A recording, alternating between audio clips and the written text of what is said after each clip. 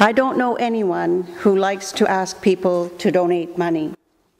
Yet each year, hundreds of volunteers do just that. Whether it's a United Way work campaign, door-to-door canvassing for Heart and Stroke, Cancer Society, the Arthritis Society, working for CHIO, or other foundations, and for our own parish stewardship campaigns. One of the biggest challenges facing team members of gift campaigns is to motivate our parishes to make a pledge over and above what they are already contributing.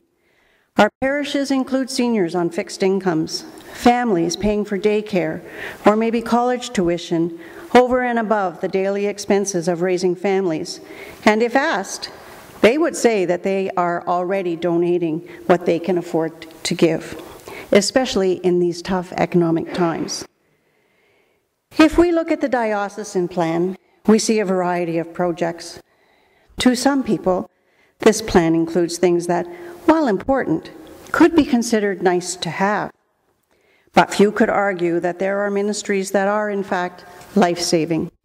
And if you look more closely at these nice-to-have projects, you will see that they help provide others with the tools and the means to serve. As Christians, we are called to help those in need, the hungry, the homeless, and the sick. Jesus tells us to use our worldly wealth to help others rather than accumulate possessions.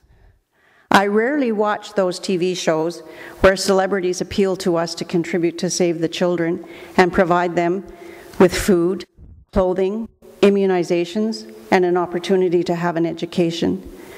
Those shows make me feel uncomfortable. Uncomfortable because I have never gone to bed hungry. I have always had a warm house, a warm bed, and yes, more than these basic essentials, an assortment of luxuries. It became important for me to look inside myself and consider my pledge to gift. I realized I did have more to share with those who are more needy than I am. My pledge will not stop world hunger, but it may feed one child, it may prevent one suicide, it may provide shelter for one person. We have members in our parishes who are struggling to pay their monthly expenses, but there are many who, if asked, and are well informed about the diocesan and parish needs, will consider a pledge.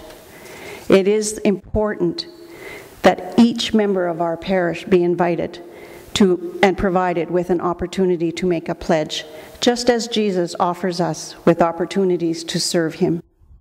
I know it is hard to ask